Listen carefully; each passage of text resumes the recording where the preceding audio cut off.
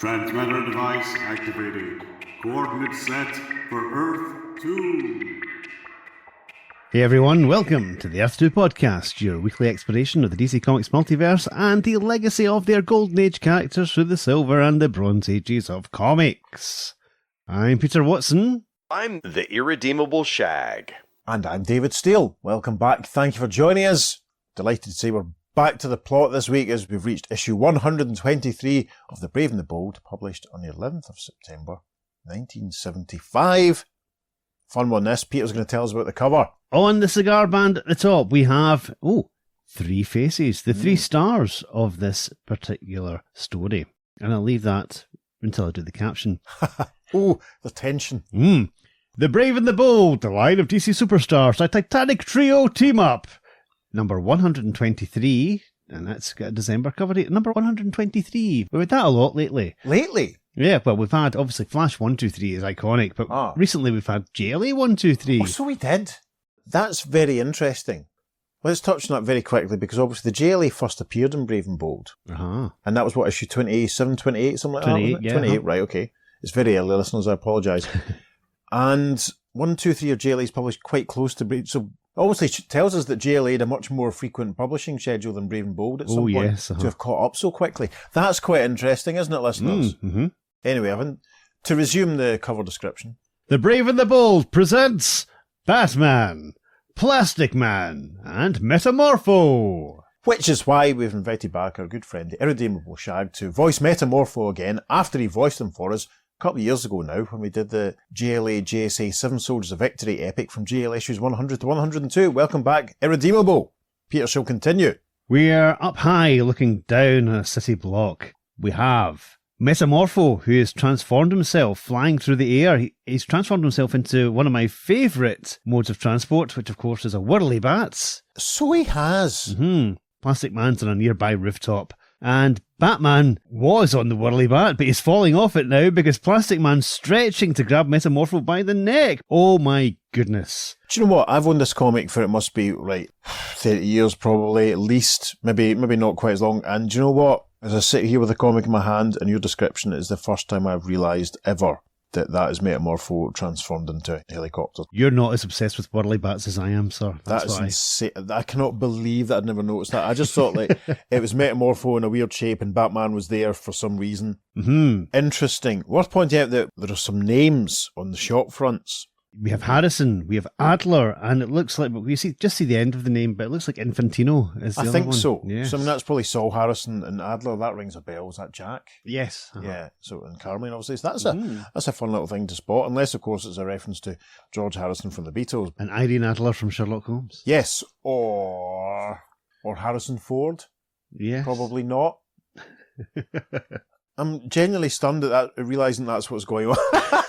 Wow. Right. Okay, so we leap into the story. We have a nice little band along the top, which has the Batman, Plastic Man, and Metamorpho, the Element Man logos. Quite a lot going on in the opening splash panel, but a caption sets the scene. The Naked City, 1975. 8 million souls struggling and reaching for the big brass ring of survival and success. And right now, 2 desperate characters think they found it. In a branch office of the Gotham National Bank. Yes, we see a big sign obscured by a speech bubble that reads Gotham National Bank. There's a couple of police cars, a few police officers, a glaring red light, cops and robbers firing back and forth at each other. There's a senior police officer in a sort of mustard-coloured, orange-browny sort of coloured suit, and he's standing with Batman, and this chap is saying, "Those bandits have killed 1 hostage, Batman.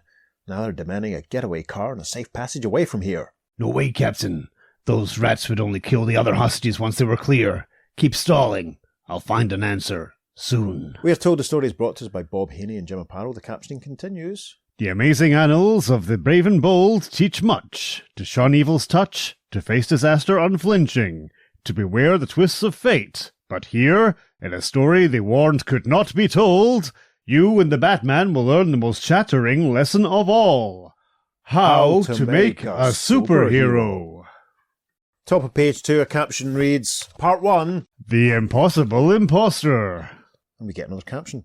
For tense minutes, the stalemate continues. And then, unexpectedly... Yes, we're still at the Gotham National Bank. We're with two of the robbers. We don't see them, but we hear their voices coming from the...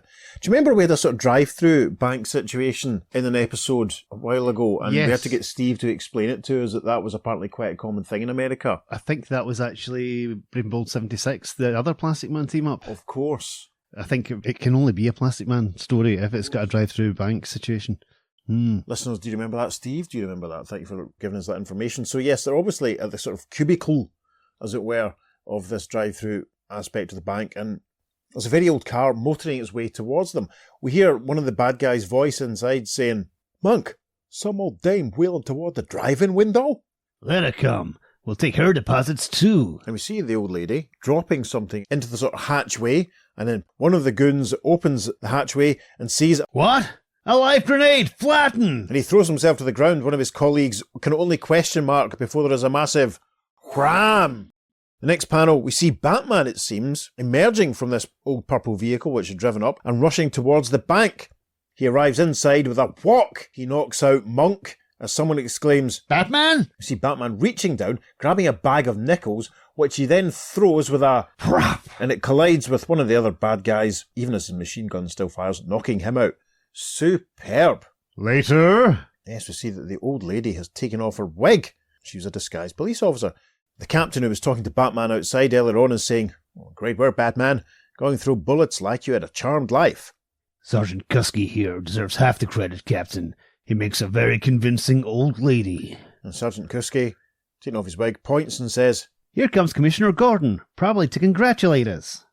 But Gotham City's top cop has his iron jaw grimly set this day, and instead... Yes, Commissioner Gordon wearing an amazing wide orange kipper tie, a yellow shirt, a very dark jacket, and purple trousers. Good grief. He's waving a piece of paper as he walks up and he's saying, "Batman, I'm giving you one of the biggest assignments of your career. Bring in the man named on this arrest warrant. Alive if possible, dead if necessary. He's charged with fraud and murder. So get him. Get Bruce Wayne." Don't worry, Commissioner. That rich, spoiled playboy may think he's above the law, but no man is. I'll get him. Yes, indeed, we see Bruce Wayne's name on the arrest warrant. Oh my goodness. What's this? Batman is going to arrest himself?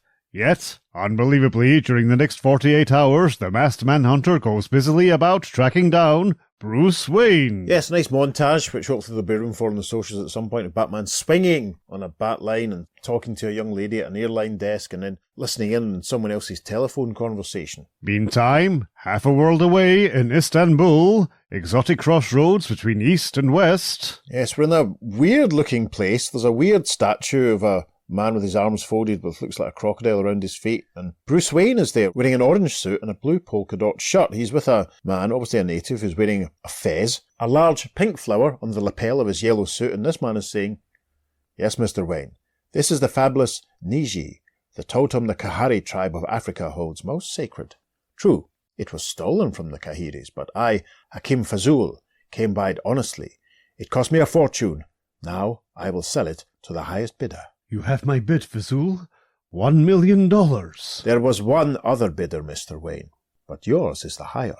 Thankfully, yes. I must have the Niji so I can return it to the Kaharis. Bruce gets a nice sort of close-up here as he narrates the caption for the next image. The Niji is the tribe's totem soul. Since its theft, they have changed overnight into unhappy people who cannot plant or hunt, who fight each other like hyenas. Yes, and there's a very dramatic shot of some of the native members of the tribe fighting each other and getting stuck in and rolling about the ground as some of their fellow tribespeople look on. A caption tells us we are continued on the third page following, and as we arrive at the top of page 5, we see Bruce Wayne and Hakim Fazul walking along a dark street. Bruce is saying, Returning it will restore the Kahiris luck and happiness. "A worthy goal, Effendi, but remember, I must have the 1 million in cash, here, tomorrow." And as they're walking along, we can see there's a dark, cloaked, silhouetted figure watching them. Interesting. As the wealthy American returns to his hotel... Yep, Bruce is reaching up to open a door into his apartment, and he's thinking, I'll cable Wayne Enterprises back home for the money in the morning. but his thoughts are interrupted as with a click, a set of handcuffs secures itself to his wrist. Bruce exclaims, What the... and he turns and says, You? Here?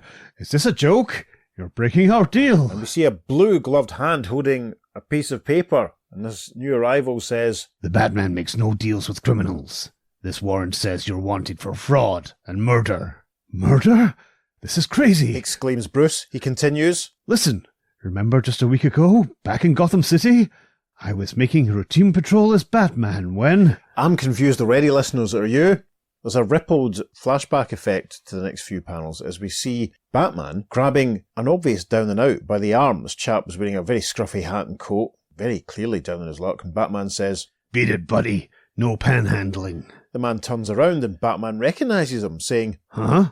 Plastic Man?" Yep, and presumably it's easy enough to recognise him because this chap was very scruffy. He's a dark beard, unkempt eyebrows. He's not wearing Plastic Man's goggles, which is how I would recognise him. And this guy replies, "Correct, Batman. From crime fighter to bum in a few easy steps." Last time we met was during your wild mix-up with Ruby Ryder, everybody's unfavourite female tycoon. Yeah, trying to win her love, masquerading as Kyle Morgan, normal guy. Sure backfired, and an asterisk takes us to a caption that reads, See Brave and Bold 95, COD, Corpse on Delivery. Yes, or episode 132 of the Earth 2 podcast, a story that was published in February 1971. So this is quite a long time since Plastic Man has been seen. Yes. Back to the top of page 6, the rippled flashback effect continues as scruffy, trampy-looking Plastic Man and Batman walk on. Take a drink, for there is a dustbin behind them. Yay. Plaz is saying, Yeah, my heart was broken, my spirit crashed. I quit my last job on a cheap carnival. Couldn't stand the yokels yucking at me. I understand, Plaz, but maybe I've got a job for you. An important one. I've got to leave Gotham for a few weeks, but somebody's got to keep the crime lid from boiling over.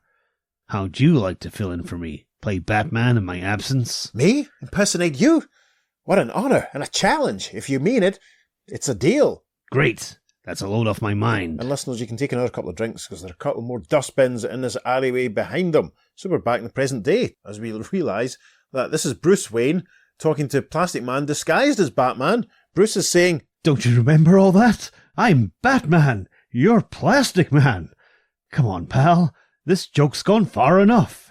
Your story's a joke, Wayne. I'm the Batman, and you're a wanted killer I'm taking back to Gotham to face justice. Bruce isn't happy. He yells, Why, you imbecile! Attempts to swing at Batman as a couple of local law enforcement officers run up behind him. Batman says, Your puny punches don't face me.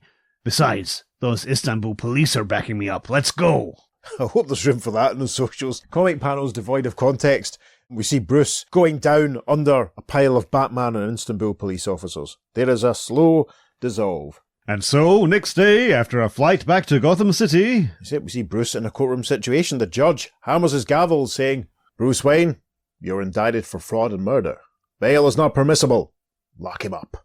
Bruce thinks, Good God, can this be happening to me, the Batman? And a caption reads, More shocks will clobber the Caped Crusader in Part 2. Next. We arrive at the top of page 7. A caption reads, Part 2. Return of a Tigress. And another caption reads, A numbing nightmare has begun for Bruce Wayne, yet who can foresee how and where it will end? We see Bruce sat in a camp bed in a cell. There's a sink, no other real features. There's a window with crisscross wires over it. Bruce is sadly sat there thinking, The evidence against me looks foolproof.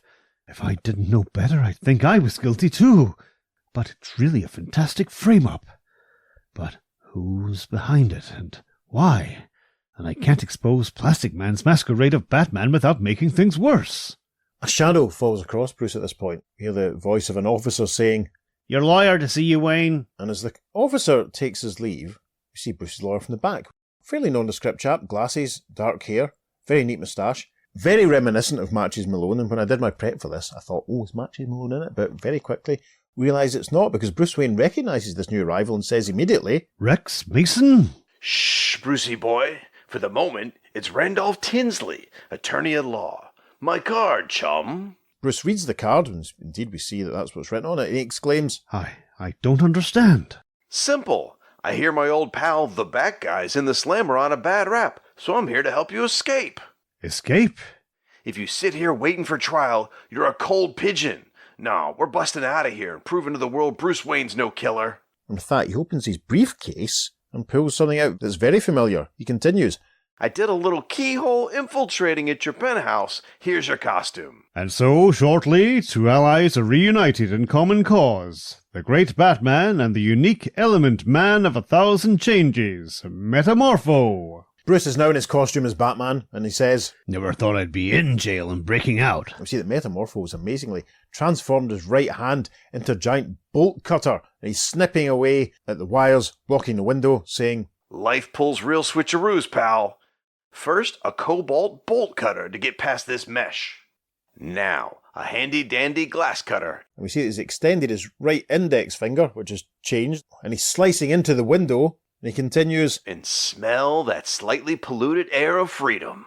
Moments later, oh, great panel. Metamorpho is holding onto the windowsill, but he stretched himself into a big long cord, which Batman is sliding down. Metamorpho says, Quick, before anybody looks up.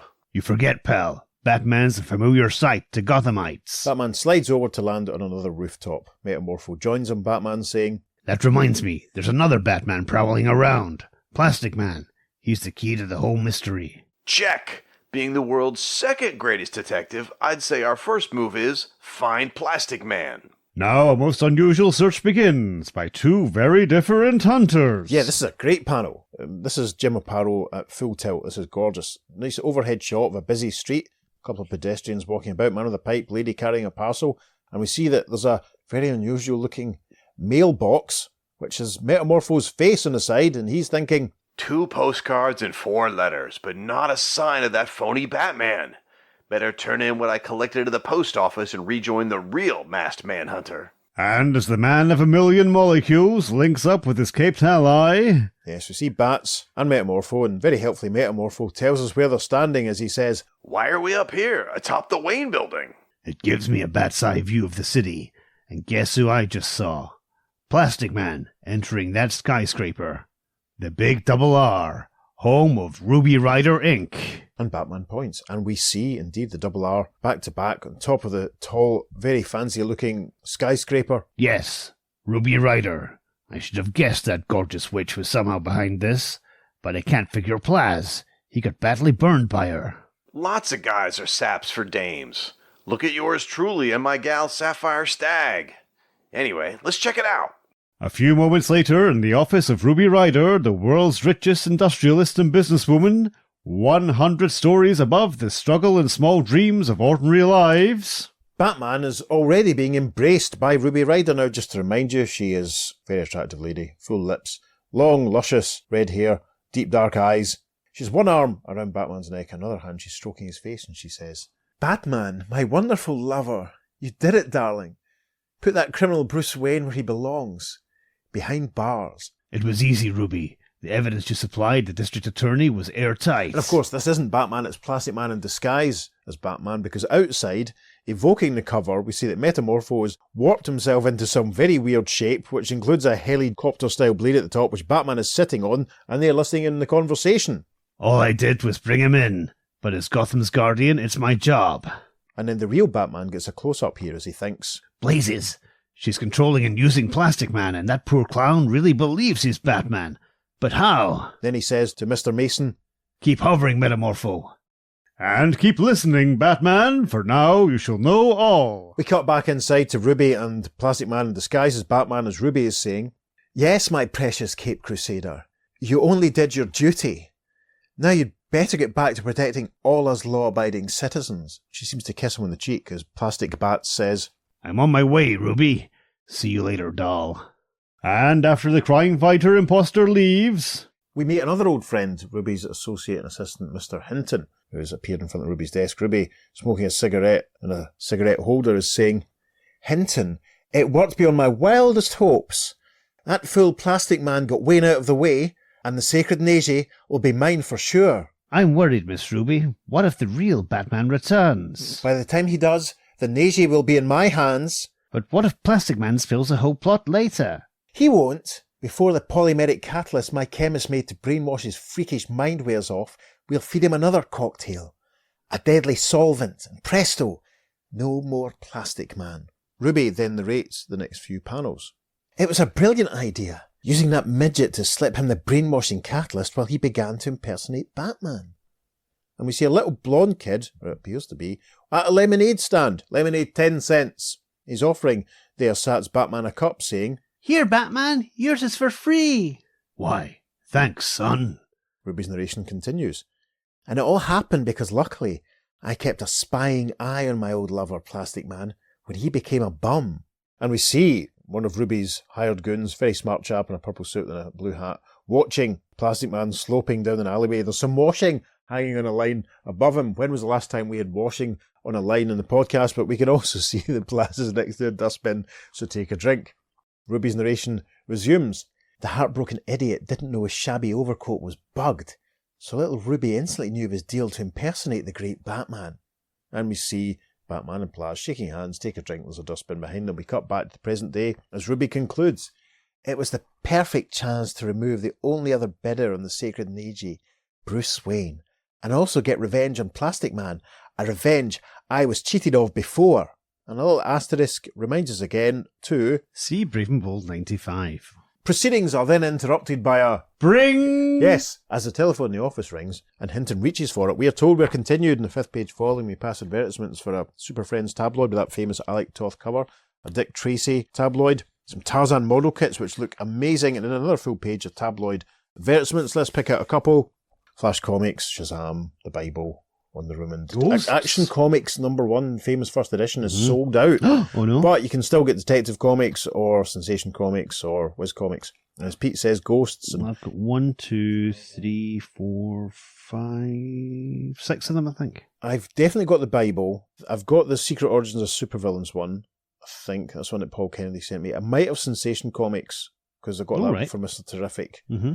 Can't remember. I'll have to have a look when we're finished. They're all just over there. It won't take me long to find them. So, Hinton answers the phone in the first panel of page 11 saying, Bad news. Wayne's escaped. He's bound to head for Istanbul. Ruby gestures with her cigarette in its holder saying, No cause for panic, Hinton. The government won't permit the Neji to be sold to a fugitive criminal. Besides, we'll have someone waiting there to grab him. Our own brainwashed Batman, alias Plastic Man. And she laughs, and again we see Batman and Metamorpho hovering outside. There is a medium to slow dissolve. So, not long after, as a sleek private jet warms up at a secluded field... And we see what looks like Batman, what we know is Plastic Man in disguise, and Ruby approaching this fancy private jet, which has the sort of mirrored R, back-to-back RRs of Ruby's logo on the tail, which is very exciting. Ersatz Bats is saying, Thanks for the lift, Ruby, so I can nab that rotten killer, Bruce Wayne. Anything to help law and order, Batman, darling. And as the jet streaks skyward in the cargo compartment... Yes, we see a couple of flight cases, one that's clearly marked Ruby Rider Incorporated and fragile, and we see another one, a metal case, which, ooh, there's a face forming out of the lid. It's Metamorpho, and we can see poking out from inside Metamorpho the familiar caped cowled ears of someone else. Metamorpho says, Be ready to pop down here if anyone happens in here, Batman. Sure thing, Element Man. Meantime, I'm figuring the angles and how to outsmart that cunning witch, Ruby Rider. Hours later, the sprawling ancient streets of Istanbul. We see Ruby talking to Hakim Fazul, still in his yellow suit, still wearing his fez. We arrive in mid-conversation as Fazul is saying, Unhappily, Miss Ryder, Effendi Bruce Wayne was arrested. Thus, I must accept your bid. Ruby, holding a big bag, presumably of cash, is saying, Yes, too bad. But $500,000's better than none, Fazul. Create the Neji carefully and deliver it to my plane. And we see the statue being boxed up in the background. And shortly... We see the crate with the Neji being taken to the loading bay of Ruby's private jet. Ruby is standing with Hinton and Fazul, and Ruby, observing proceedings, says, We'll fly to my private island off Central America. I want to enjoy the Neji in solitude. But before the aircraft can take off... What appears to be Batman appears on the scene saying, Ruby, Wayne never returned here. He must still be back in Gotham. I'm hitching another ride. Of course, Batman. You must pursue him like the guardian you are. But first, we'll make a brief stop. Hinton, covering his mouth here so as not to be overheard, says, Let's dump this plastic dupe. We've got the Neji. No, this is better. Once in the island, I'll slip him the solvent, and he'll dissolve and die without witnesses. Oh, she's so evil. And so, the following day, on a lush Caribbean island, a couple of jet stowaways come out of hiding, and... We see Batman, the real Batman that is, and Metamorpho standing at the foot of a cliff, looking up at a fancy building above them. Batman says, "The Neji's up there, in Ruby Rider's villa. We've got to get it." and at that, Metamorpho starts to lose his form, starts to change into vapour, saying, I'm on my way, as lighter than air hydrogen. nice how he gives the benefits of hydrogen there. It's almost the way, like, Mercury of the Metal Men would always say. Hey, Doc, did I ever tell you I'm the only metal that's liquid at room temperature? A caption reads, Shortly, as the two unlikely allies carry out their daring heist. oh, this is fantastic. There's obviously been a bit of a narrative leap. We see that Metamorpho has transformed himself into a winch complete with cable, which Batman is lowering himself from, holding the Neji statue under his arm. Now, either the Neji statue can't weigh very much, or Batman's hyper strong, or something. Anyway, from inside the villa, we hear a voice saying, "The Neji! I want to gaze on its beauty once again." And Metamorpho panics, looks around and thinks, Holy blue Hannah! Ruby Rider! Gotta give Batman time to get away. Hurry, Element Man, before Holy Blue Hades breaks loose in Part 3. Next. we're continuing the third page following we pass an advertisement for an authentic Superman costume, a secret spy camera, a secret book safe, a monster that's 7 foot tall, another full-page DC house ad. Let's have a look here. 3 blockbusters. Yeah. Issue 1, I think, of Blitzkrieg, which was a war book that the caption here reads, "The battlefields of World War II seen through enemy eyes." It was the point of view of the Germans. War in a Lost Land of Monsters, as we see issue 1 of Warlord. Soon after it debuted to great success in first issue special. And don't you worry, listeners, we'll be getting back to first issue special before you know it. And then, well, it's an issue of Hercules Unbound. Gasp. Great stuff. Right, we now arrive at the top of page 13, part 3. Heroes are remade, not born. And we're literally picked up from the tail end of the previous page with Metamorpho hanging outside in a panic as Ruby and Hinton walk back in to look at the statue. Caption reads, It is one heart-swallowing moment later, as they walk in, Hinton is saying, I gave that fool plastic man the solvent and a cup of coffee, Miss Ruby. If he drinks only half of it, he's dead. "Good, Hinton, but I'd rather not see his messy end." And as they walk in this large room, we see the window open behind it, we see the Neji statue. Interesting. I think we can know what's happened here, don't we, listeners? Ruby points at it and says, "Ah, there it is, my prized and precious Neji, and I alone possess it. What a delicious triumph. I framed Bruce Wayne on false evidence, got the Neji for a measly $500,000, and my former lover, Plastic Man, is dying in agony in the next room." The Neji statue gets a close-up and a thought bubble. And we recognise the thoughts of Metamorpho. It's working. By impersonating the Neji, I'm giving the Batman time to get away. Well, I shaped the back of my skull into a tiny tape recorder to pick up Ruby Rider's confession. We see the tape recorder forming in the back of Metamorpho's head, amazingly, and a caption reads, Editor's note, tape recording is based on iron particles, of which Metamorpho has plenty. "Gosh!" Listeners, I've not had this much fun recording an episode in months. I hope you're enjoying listening to it too. We arrive at the top of page 14. Oh my goodness, a caption reads, not too far away, the real Neji is being moved towards safety. amazing! The Neji is floating down the river. Batman's perched on it and he's paddling along, driving him along, and he thinks, This river's a faster highway for both of us, pal.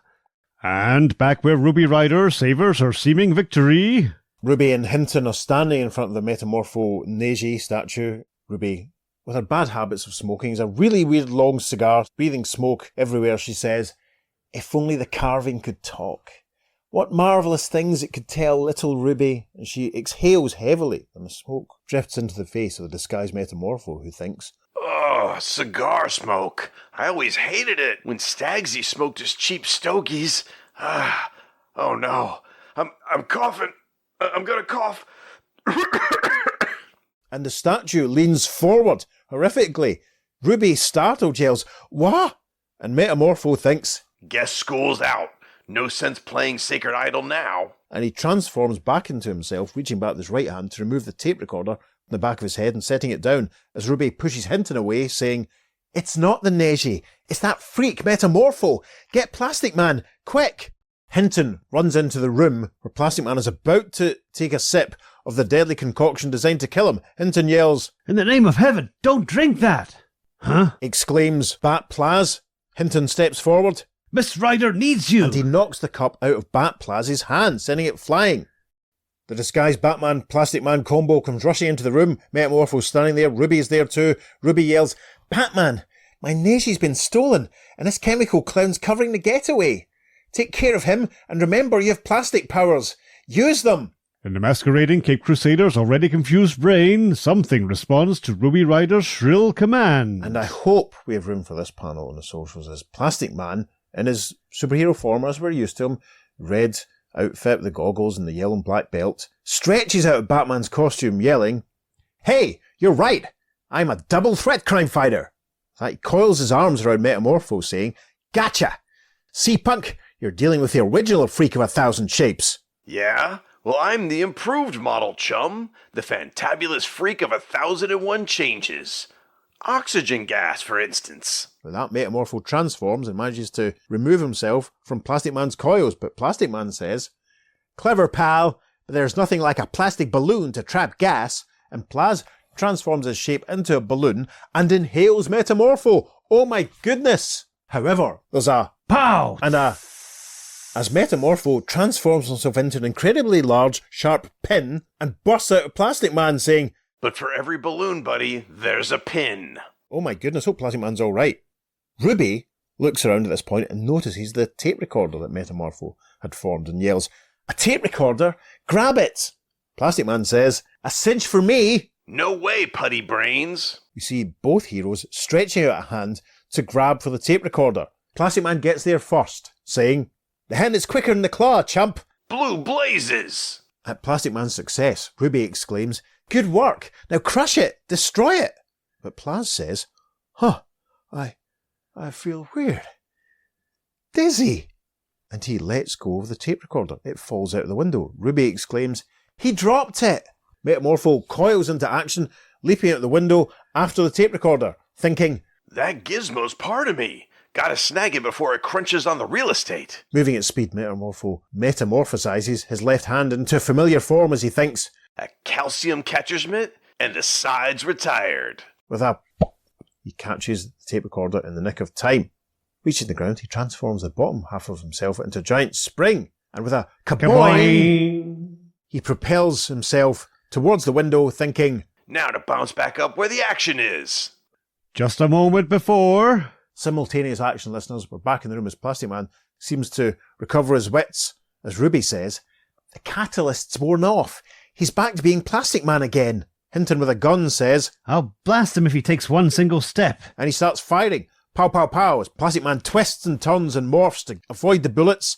Stepping forward, he says, "How about if I take one more grab, Hinton?" And he manages to stretch out and retrieve the smoking gun from Hinton's grasp. Ruby exclaims, "You fool! Didn't you know you can't hurt him with bullets? Run for it!" And she turns to take her leave. But before Ruby and Hinton can get anywhere, Metamorpho appears in the doorway with a sound effect, and he forms himself. Oh wow! Very helpfully describes what he's formed himself into when he says, An iron grill stops gate crashers every time. and you see he's formed into an iron grill with spikes. It looks very dangerous. Ruby yells, "We're trapped!" Plastic Man, who seems to have fully recovered at this point, says, "You can say that again, Ruby baby, but save your breath for your trial." To which Metamorpho says, Yeah, this little tape's gonna send you both away for conspiracy and attempted murder for a long time. and he holds up the tape recorder, of course. It is much later. The place, Gotham City. And we see Metamorpho, Plastic Man, and the real Batman walking down the steps from Gotham City Courthouse. Plaz is saying, "What an incredible vicious scheme Ruby Rider pulled on both of us, Batman." Thank the stars I had Element Man here to start things swinging the other way again, Plaz, until you came to your senses at the wind-up. "But now what happens to me? Going back to being a panhandling bum again?" Never. The way you handled those bank robbers as my stand-in was spectacular. You're a superhero for all seasons. Metamorpho affirms this by saying, Right on. Still later, a man called Bruce Wayne makes a postponed rendezvous in the heart of Africa. and we see Bruce Wayne standing with his hand on the shoulder of the leader of the Kaharis, and he's reciprocating, putting his hand on Bruce's shoulder as Bruce says, Well, Chief, the luck and happiness of your Kaharis has returned for good. and we see the tribe in the background all standing around the Neji statue, celebrating its return. And the brave and the bold beat returns in every issue. Stay with it. And a small caption reads, The end. Next issue on sale during the second week in October. "Well, Peter, Yes. To make a very sweeping statement here. Go I for think it. that might be my favourite issue of Brave and the Bold that we've ever done. Gasp. As a sweeping statement. Great fun. Very, very exciting. Lots of drama, lots of interesting character stuff for Plaz and Metamorpho. Batman on the sidelines for much of it, but he's still got some cool stuff to do. That was great. I would say that was a terrific issue, or should I say terrifics issue? I see what you did. Oh, yeah. Oh. Because, of course, Plastic Man and Metamorpho were teammates in the team, the Terrifics, much, much, much later on. Yes, in the wake of Death Metal, one of those horrendous crossover events that I didn't read. I have a full run of the Terrifics and I've got all the trades, but the one time I did try and start reading it from issue 1, it seemed to pick up from Death Metal with no context giving whatsoever. So maybe I'll have to try again. Maybe when I finish reading Commandy or all the new 52 Earth 2 stuff. That's a really good point. Maybe I'll put together an exciting... Terrifics gallery. I could do. I mean, I have prepared 10 Metamorpho covers to post because it's the first time we've really properly featured him in a story apart from his JLA appearance. So Yeah. I'll make sure at least there's one Terrifics cover amongst that at the very least, listeners. That's a great point, though, actually. That's the first time they met. You know, he's good. Yeah. If you're big fans of the Terrifics, that's probably a key book you should get hold of. That cover lied, sort of. Yeah, because Plastic Man only appears in costume at Ruby's place later on. So, yeah, that's the cover lied, doesn't it? It's not a scene on a busy street corner where Plaz grabs. But anyway, I'll let it off because the whole comic was so much fun. Did you enjoy it? Yes, usually so. I do like Ruby Rider as a character. I wish she was in current continuity and was being used, because an evil businesswoman is always interesting. Yeah, you said that she comes back in another story. Yeah, there's a 2-parter later on that we won't be covering. It's a Green Arrow and Metal Men story, and again in pages of Brave and Bold. So yeah, she does make a return, but then there's nothing of her after that. So. We'll have to have a look at that story closely and see if there's any way that we can do it. Like, we'll have to do a close reading and see if we can justify it. We'll see what we can do. Maybe if we ever set up a Patreon or Patreon, if you pronounce it, that's the sort of thing that we would do on it. Maybe. Listeners, do you want us to? Let us know. Yes. But no, yeah, Ruby Rider, she's great. I quite enjoyed doing her voice. Maybe I enjoyed doing her voice too much. Maybe I'll start talking like Ruby all the time now. It's a bit Lemmy, isn't it? It's a bit like Lemmy's It is a bit, yeah. student accent. That's Yeah. how I do my... Anyway. Well, that was great fun. Like, my throat is knackered. I hope we're going to break for lunch shortly. Yes. One of my common complaints about the Brave and the Bold is how it's always running about outside, not in Gotham. And there was only a little bit of that in this one. It was very fast-paced, high-octane thriller. Yeah, without a doubt. I think we got through it a lot quicker and a lot more easily than I thought we would. I find it fascinating that Metamorpho decided to rock up and break Bruce out of jail. Out of all the people, he's only met him a few times, to my knowledge, at this stage. And also, how does he know he's Bruce Wayne? I don't believe that's been revealed before. Maybe there's a missing scene. An untold story. Because obviously, Bruce has got a big respect for Metamorpho as a person, as a hero, because he does have him as one of his founding members of the Outsiders. Uh-huh. So, Oh, that's true. I mean, as I said in the past, that is not a series that I read very much of. Oh, I love it. It's great, yeah. So that's an interesting thing to think about from the point of view of the legacy of their relationship, as it were. Yeah, Metamorpho's actually had a few team-ups in Brave and Bold. There was the famous Bat-Hulk story. That was Of course. issue 68. Then in issue 101, he had another team-up with Batman. But in issue 66, he teamed up with the Metal Men in a non-Batman team-up, Yes. which was fun. But to my knowledge, that's the only times he's met Batman is then, and also in the JLA JSA 7 Soldiers of Victory story. Metamorpho's chapters with Sandman and Superman, so unless they Yeah. had it's entirely possible there might have been an unseen adventure where they bonded further. Yeah, more than likely, because obviously they don't really have a huge interaction, apart from just the crowd scene at the end of the Seven Soldiers epic. Yeah, you're very right to highlight it's a massive leap that Metamorpho knows that Batman is Bruce Wayne, because there can't be many people at all at this point who know that information. So Yeah. that's very interesting. The main thing is Bob Haney knows. And Yes. that's it. So yes, that's why he's writing it this way. Of course, very much so. Not so much just recognising Metamorpho, but he recognises his rubber Rex Mason mask. Yeah, Which is I mean, that fascinating. really does suggest that they It's have a much stronger connection than we've seen. Maybe when you and I write our DC comic, we can do the previously unpublished Batman Metamorpho becoming best pals and knowing each other's Yes. secret identities and knowing what Rex Mason actually looks like story. Sounds good to me. Yes, Right, let's get cool. on that. Let's crack on then. I'll get the pitch together and send it off to whoever's in charge of DC Comics these days. Dear Johnny DC. Yes. Another aspect I found fascinating about this is Metamorpho turning the back of his head into a tape recorder. Yeah. A detachable tape recorder. Yeah, we've got previous of me questioning tape recorders being formed out of nowhere. I remember when Steve was first over to the UK in 2008 and we were in London and he was reading through, I think it was a Showcase JLA, and he was laughing at the Martian Manhunter producing a tape recorder out of thin air. And I was like baffled by this, and it's so I'm always on the alert for tape recorders being fabricated out of thin air. Mm-hmm. The fact that he actually forms it out of himself, and then it's able to exist as a separate thing that Ruby could reach up, and he's obviously worried about it being destroyed. Part of that's just the evidence, because I think if he's losing a bit of himself, the molecule still exists. He can still reform it into himself. Yeah, but you do wonder if that had fallen to the ground and shattered, would he have felt pain? Does Metamorpho feel pain in the same way that? Interesting. Maybe. I don't know. Is that too deep, listeners? I don't know, but it's an interesting thing. I mean, obviously, the main reason he wanted it was because it was the evidence. Yes. And Ruby, you're right, man. Just thinking about that whole sequence, Ruby's a brilliant villain. Yeah. She should be like, in Batman's Rogues Gallery, she should be the female Lex Luthor of the Batman universe in some ways. And it was nice that there was the callback to the previous time Plaz had appeared. Yes. Quite a few years ago. And obviously, when we get to the letters page referring to this one, we'll discuss why Plastic Man might have been featured again. But it's really interesting to think that, he hadn't been seen at all for like roughly 4 years at this point, and had just been in dire straits, not having a good time in the narrative for that whole point. And Metamorpho's not around too much at this point either, is he? No, very true. Might roughly coincide with his appearance in first issue special. Yes, it's run about now. Yeah. And then he's got some World's Finest run about the same time. Yeah, as well. I can backup strips there, that's right. And as I think I mentioned elsewhere, listeners, we will be returning to first issue special before too long. Don't you worry, once Jace April's out of the way, we'll be getting back into some first issue special action. Plenty more planned for that. Yeah, I really liked this. It was exciting. There was intrigue.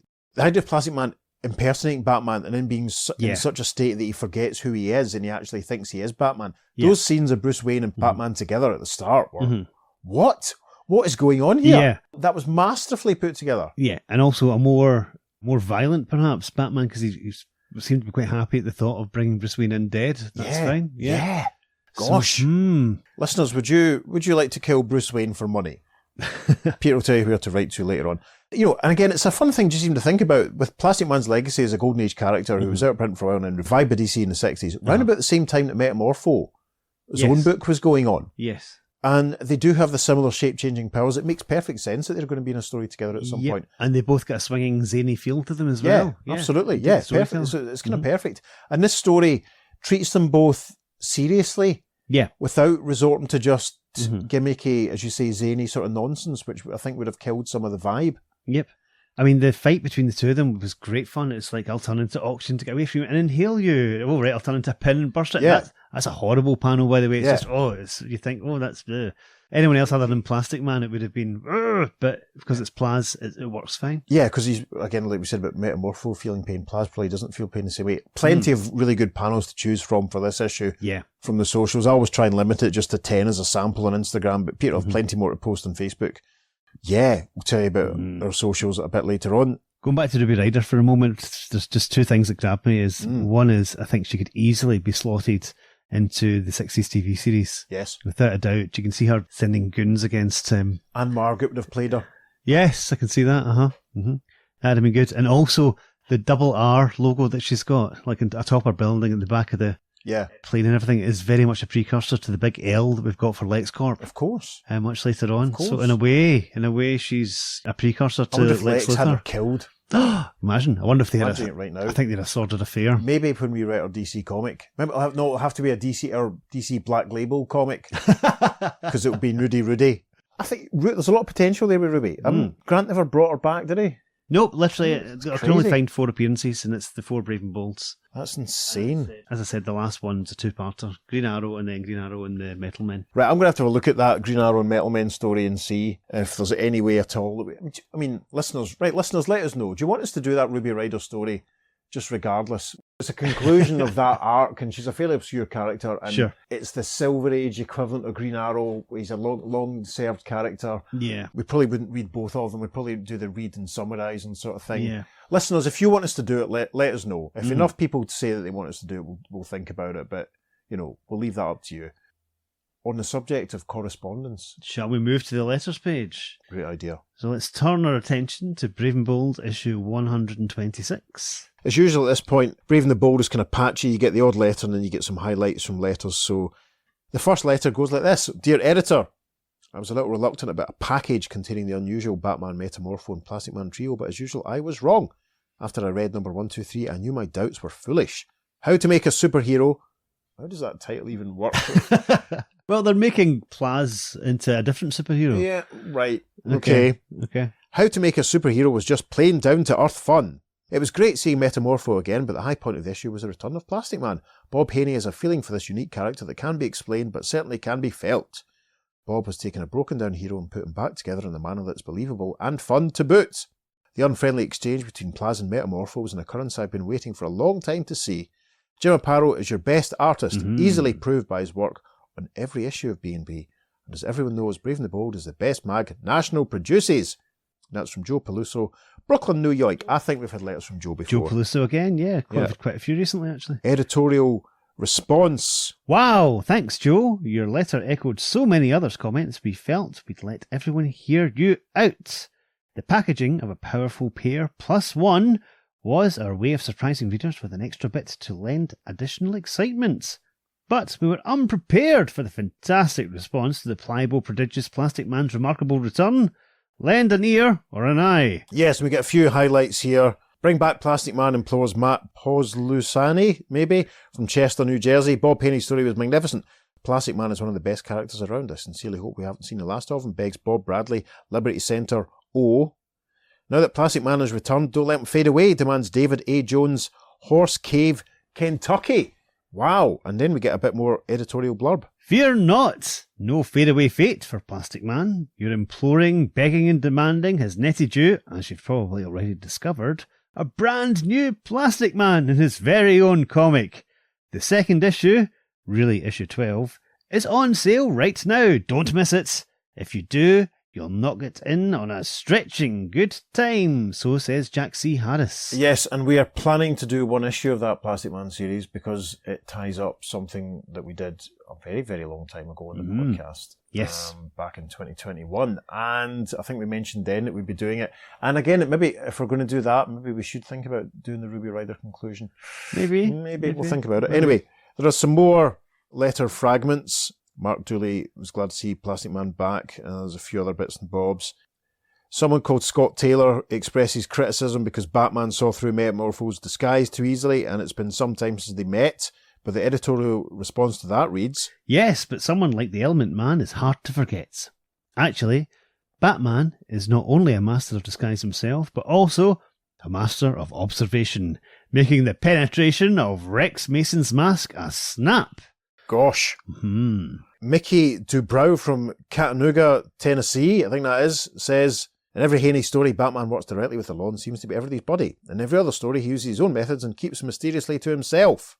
Well, Mick, you and John Brannigan of Miami, who also requests more of the Creature of the Night Batman, are forgetting that Bob Haney only records the adventures of Batman in World's Finest, where the Masked Manhunter is teamed with the Man of Steel, and Brave and Bold, where the Caped Crusader meets a variety of guest stars.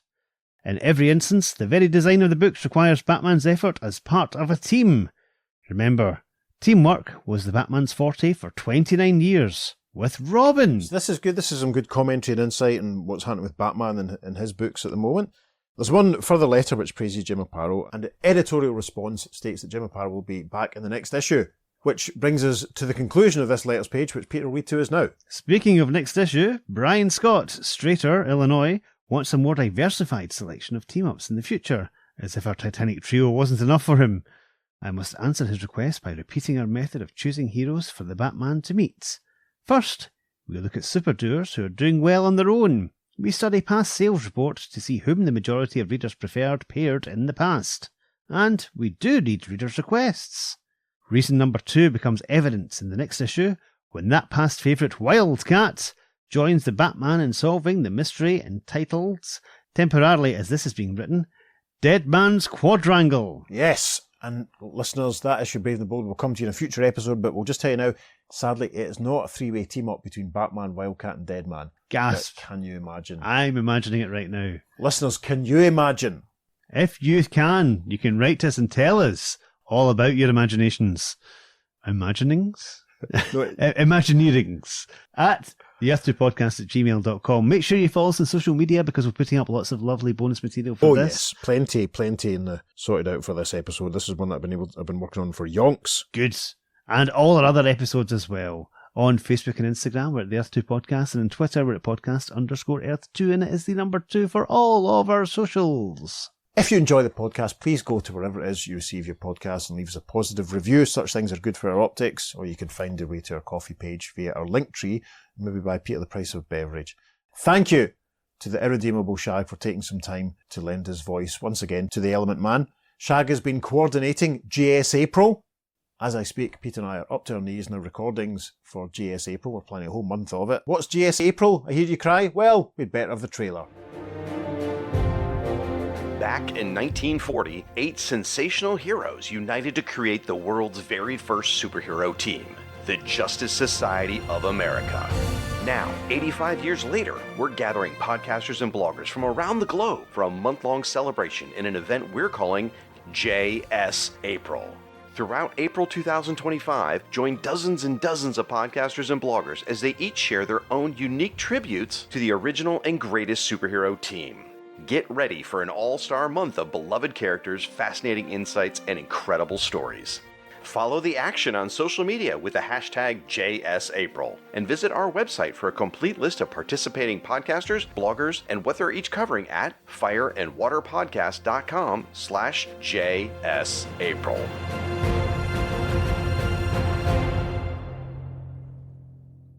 So yes, we're going to go now and have our lunch and then record some more stuff for GS April. Isn't that right, Peter? It most certainly is. On that bombshell, I've been Peter. And I've been David. And we'll see you back for GS April next week on The Earth2 Podcast. Transmatter cube activated. Return coordinates set for Earth Prime.